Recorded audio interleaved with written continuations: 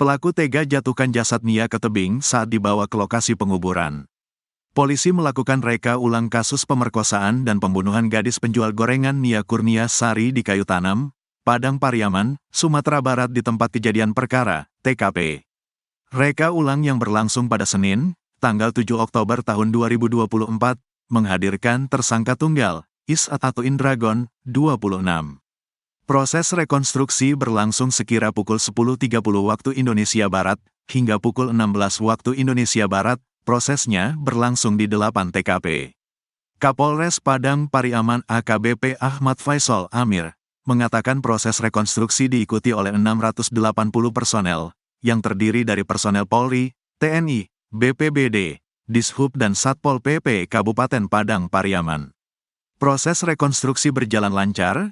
Kami coba lakukan penyesuaian antara fakta lapangan dan keterangan dari pelaku, ujarnya. AKBP Ahmad Faisal Amir menyebut, proses reka ulang ini awalnya melalui keterangan dari tersangka ada sebanyak 66 adegan, namun saat rekonstruksi bertambah jadi 79 adegan.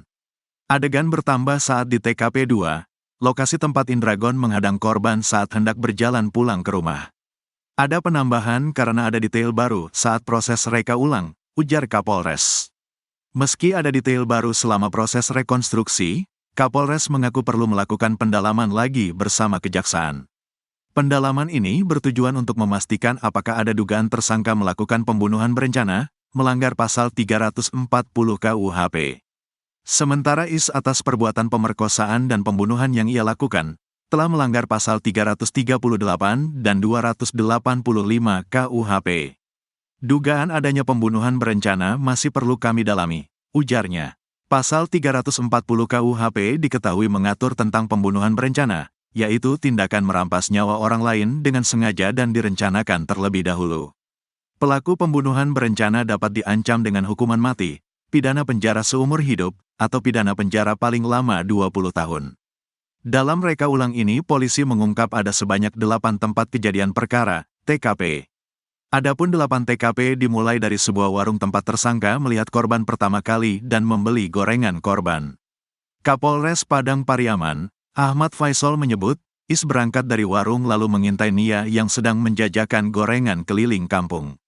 Is melakukan pengintaiannya sembari membawa tali rapi.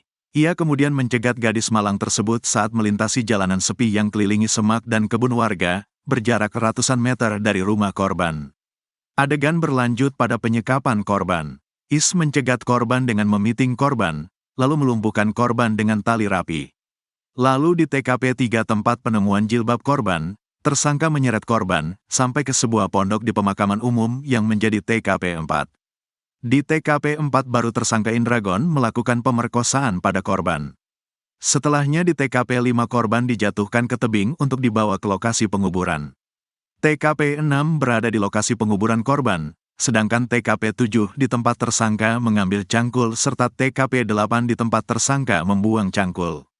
Saat ini kami masih mengumpulkan fakta baru di TKP. Kami berkoordinasi dengan jaksa untuk melihat secara detail pelaksanaan rekonstruksi dan menyesuaikannya dengan keterangan tersangka, ungkapnya.